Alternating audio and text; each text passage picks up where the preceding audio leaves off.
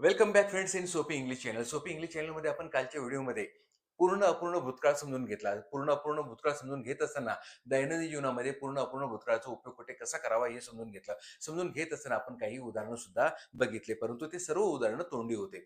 आपण पूर्ण अपूर्ण भूतकाळाचे वाक्य कसे करावेत हे आपण बघितले नव्हते. त्याची रचना काय आहे हेही आपण बघितलं नव्हतं आणि म्हणूनच कालच्या व्हिडिओला आपण इथे टू बी कंटिन्यूड करत आहोत. म्हणजेच कालचा व्हिडिओ आज आपण सलग करत आहोत.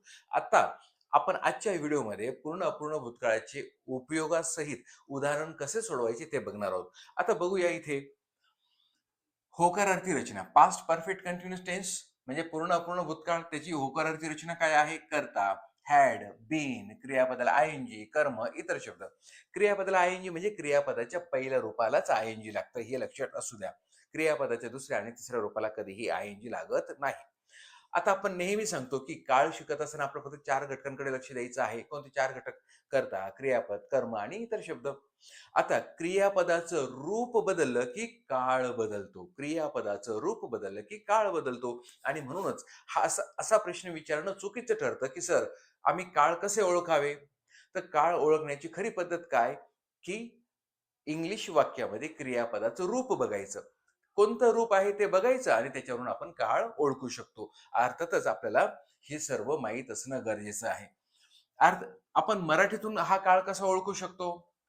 तर मराठीमध्ये वाक्याच्या शेवटी हे अक्षर आले पाहिजे. म्हणजे ही सांगड आली पाहिजे. जसं पासून अधिक त अधिक होता होती होते होतो किंवा पासून अधिक त अधिक नव्हता नव्हती नव्हते नव्हतो. जसं त्यावेळेला ती 2 तासापासून माझी वाट पाहत होती.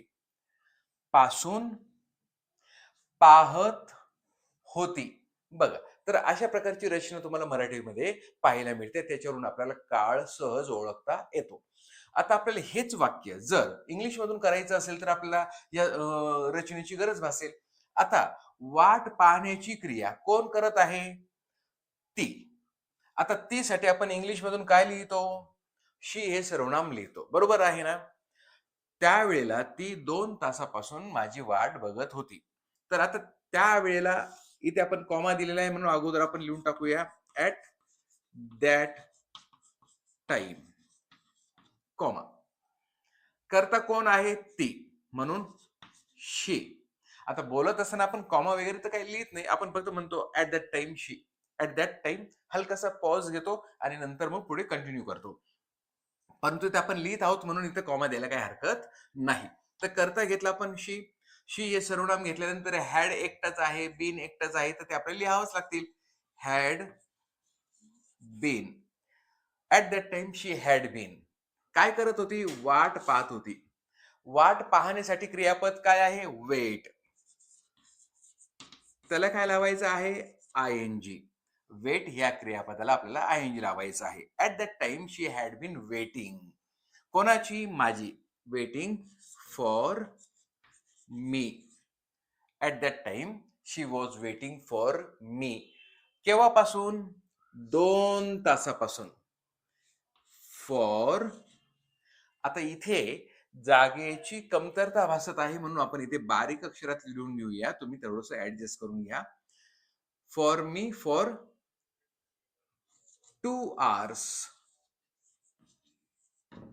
आता हे वाक्य कसं झालं? At that time she had been waiting for me for 2 hours. 2 तासापासून. कालावधी सांगायचा असेल तर आपण फॉर वापरतो आणि पॉइंट ऑफ टाइम म्हणजे निश्चित वेळ सांगायची असेल तर आपण सिन्स वापरतो. हे आपण या अगोदरच्या व्हिडिओमध्ये सांगितलं आहे. ते व्हिडिओ जर तुम्ही बघितले असेल तर आवर्जून बघून घ्या. At that time she had been waiting for me for 2 hours. समीरने 2 वर्षापूर्वी धूम्रपान सोडले. म्हणजे विडी, सिगारेट ओढण्याचं सोडलं. आपण सिगारेट पितो, बिडी पितो, विडी. तर पितो म्हणतो आपण. धूम्रपान करणे म्हणतात त्याला. तर आता समीरने 2 वर्षापूर्वी धूम्रपान सोडले. तर बघा बरं बारकाईने आपण याच्या अगोदर हा काळ शिकवलेला आहे. सांगा पाहू हा कोणता काळ आहे? ला, ली, ले, लो हे शेवटचे अक्षर आहे. इथे आपण फुल स्टॉप दिलेला आहे म्हणजे हे वाक्य वेगळं आहे. हे शेवटचं अक्षर ला, ली, ले, लो. म्हणजे हा साधा भूतकाळ आहे. साधा भूतकाळ आहे तर आपल्याला साध्या भूतकाळाचीच रचना इथे वापरावी लागेल. म्हणजे समीर इथे कर्ता झाला. समीर, हो की नाही? सोडले. तर धूम्रपान करणं सोडणे म्हणजे गिव्ह अप आणि त्याचं दुसरं रूप लिहावं लागेल. Sameer gave up. समीरने सोडले. काय सोडले? धूम्रपान. Gave up smoking. Smoking. Sameer gave up smoking. केव्हा? 2 वर्षापूर्वी. Before 2 years. Full stop. मग याचा आणि याचा काय संबंध? तर नीट बारकाने बघा. समीरने 2 वर्षापूर्वी धूम्रपान सोडले. तो 30 वर्षापासून धूम्रपान करत होता. म्हणजे सोडण्यापूर्वी 30 वर्षापासून धूम्रपान करत होता. असं आपल्याला जर सांगायचं असेल तर, कारण की आपण कालच्या व्हिडिओमध्ये काय सांगितलं? भूतकाळात एका विशिष्ट वेळी एखादी क्रिया काही कालावधीपासून चालू होती, असे सांगण्यासाठी आपण पूर्ण अपूर्ण भूतकाळाचा उपयोग करतो. कालचा व्हिडिओ तुम्ही आवर्जून बघून घ्या. मी या व्हिडिओच्या शेवटी त्याची लिंक देऊन टाकेन. म्हणजे तुम्ही तिथे एंड स्क्रीनवर बघू शकतात. तर आवर्जून तो व्हिडिओ तुम्ही बघा, म्हणजे जेणेकरून ह्या व्हिडिओची तुम्हाला लिंक लागेल. तर बघा इथे. तर इथे आपण काय म्हटलंय? At that time she had been waiting for me for 2 hours. तर ती त्यावेळेला 2 तासापासून माझी वाट बघत होती. आता बघा बारकाईने. मग आता इथे कोणता उपयोग लक्षात आला? भूतकाळात एका विशिष्ट वेळी किंवा त्यावेळेला. त्यावेळेला ती माझी वाट पाहत होती. म्हणजे तिची वाट पाहण्याची क्रिया भूतकाळात अगोदरपासूनच काही कालावधीपासून चालू झाली होती आणि मी जेव्हा पोहोचलो तेव्हापर्यंत 2 तास होऊन गेले होते. तिच्या वाट पाहण्याच्या क्रियेला 2 तास, म्हणजे 2 तासापासून ती माझी वाट पाहत होती. तर असं सांगण्यासाठी आपण पूर्ण अपूर्ण भूतकाळाचा उपयोग करतो. दुसरा उपयोग काय होता? की एखादी घटना किंवा एका विशिष्ट वेळीचं एखादी क्रिया जर झाली असेल आणि त्याचा परिणाम किंवा कारण सांगायचं असेल, तरी आपण पूर्ण अपूर्ण भूतकाळाचा उपयोग करतो. हा उपयोग समजून घेण्यासाठी कालचा व्हिडिओ तुम्ही आवर्जून बघा. आता इथे सुद्धा Sameer gave up smoking before 2 years. समीरने 2 वर्षापूर्वी स्मोकिंग सोडली. म्हणजे विशिष्ट वेळी. 2 वर्षापूर्वी विशिष्ट वेळी. त्याच्या अगोदर 30 वर्षापासून तो काय करत होता? धूम्रपान करत होता. आता इथे आपण तो म्हणजे काय? ही म्हणजे Sameer. He had been smoking for 30 years, असं आपण करू शकतो. He had been smoking for 30 years. तर अशा प्रकारे हे वाक्य बनेल. तर फ्रेममध्ये हे वाक्य येत आहे की नाही ते आपण बघूया. तर हो, फ्रेममध्ये हे वाक्य येत आहे. तर आता इथे आपण असंही म्हणू शकतो, Sameer had been smoking for 30 years when he gave up smoking before 2 years. किंवा Sameer had been smoking for 2 years when he gave up smoking. For 2 years, before 2 years नाही लिहिलं तरी चालेल. when he gave up smoking, जेव्हा त्याने smoking सोडली. केव्हा सोडली हे नाही सांगितलं. फक्त आपण एवढं सांगितलं की जेव्हा त्याने स्मोकिंग सोडली, तेव्हा त्याच्या अगोदर तो 30 वर्षापासून धूम्रपान करत होता. Sameer had been smoking for 30 years when he gave up smoking. तर स्मोकिंग सोडण्या अगोदर तो 30 वर्षापासून धूम्रपान करत होता. आणि जर 2 इयर्स सांगितलं तर मग आपण हे पण सांगितलं की भूतकाळात 2 वर्षापूर्वी त्याने सोडली आणि त्याच्या अगोदर तो 30 वर्षापासून धूम्रपान करत होता. तर अशा प्रकारे आपल्याला कालच्या 2 उपयोगांपैकी पहिला उपयोग या उदाहरणांच्या साहाय्याने समजला असेल. आता आपण दुसरा उपयोग सुद्धा समजून घेऊया. तर मित्रांनो, पूर्ण अपूर्ण भूतकाळाच्या दुसऱ्या उपयोगाशी संबंधित असलेली काही उदाहरणं आपण फळ्यावर घेतलेली आहेत.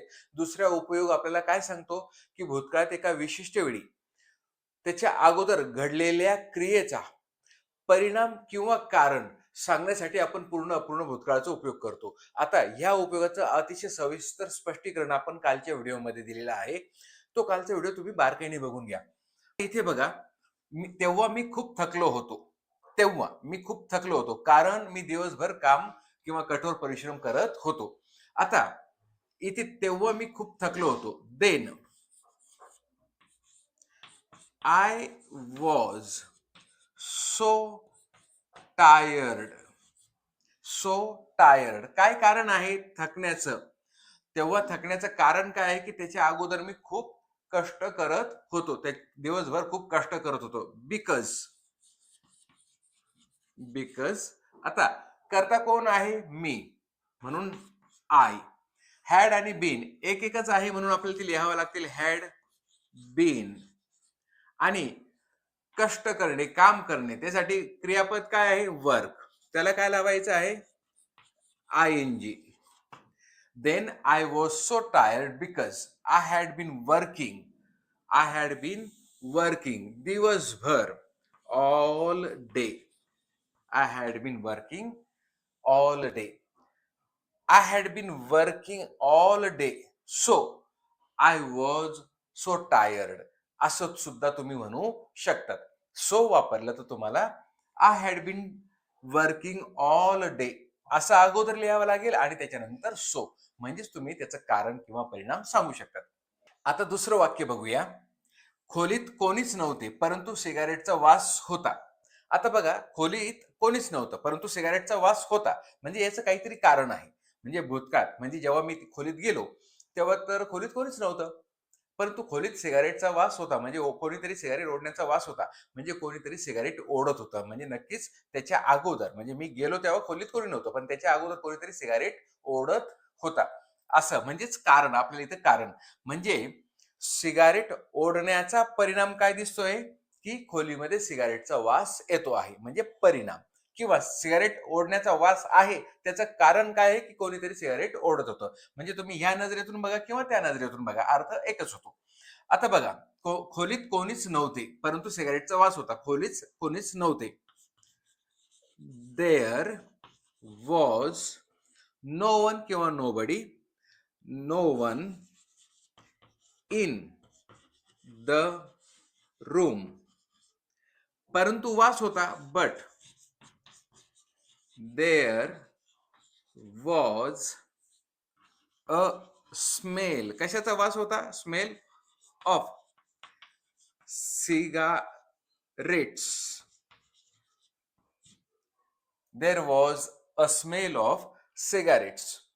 आता म्हणजेच कोणीतरी सिगारेट ओढत होतं. कोणीतरी करता कोणीतरी. सम बडी. हॅड एकटा, बीन एकटा म्हणून हॅड बीन. आणि सिगारेट ओढण्यासाठी काय? Smoking. Smoking. Full stop. There was no one in the room, but there was a smell of cigarettes. तर खोलीत कोणीच नव्हतं परंतु सिगारेटचा वास होता. म्हणजेच काय? somebody had been smoking. somebody had been smoking there किंवा in the room असं तुम्ही म्हणू शकता. तर अशा प्रकारे हे वाक्य बनतं. आता तुम्हाला पहिला उपयोग आणि दुसरा उपयोग या उदाहरणांच्या सहाय्याने समजले असतील. तर अपेक्षा करतो की तुम्हाला ह्या व्हिडिओच्या सहाय्याने तुम्हाला पूर्ण अपूर्ण भूतकाळ सहजतेने समजला असेल आणि उदाहरणं समजली असतील आणि अपेक्षा करतो की तुम्हाला व्हिडिओ सुद्धा आवडला असेल. तर व्हिडिओ आवडला असेल तर नक्कीच लाईक करा, शेअर करा आणि हो, चॅनलवर जर नवीन असाल तर चॅनलला सबस्क्राईब करा. नमस्कार.